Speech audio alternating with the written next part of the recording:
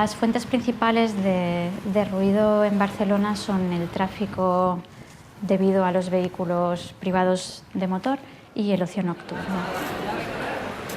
El tráfico es el principal porque, si nos fijamos, las ciudades están sobre todo dominadas por las carreteras.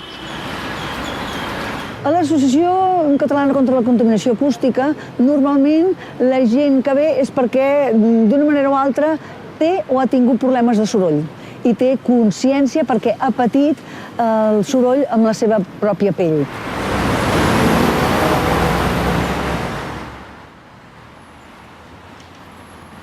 Realmente no somos muy conscientes de los efectos que tiene el ruido y es verdad que, por ejemplo, el tráfico, como parece que no se pueda cambiar, la situación no da lugar a tantas quejas.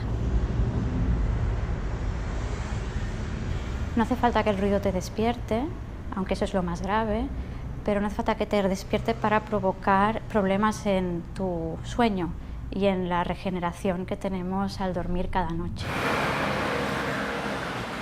La gent que fa soroll, primer aquest soroll li repercuteix en la seva salut. És un problema de salut i, a més, no té cap dret de malmetre la salut del seu entorn, siguin veïns, sigui al carrer, sigui on sigui. Que el soroll no molesta, perjudica a la salut i més del que ens pensem.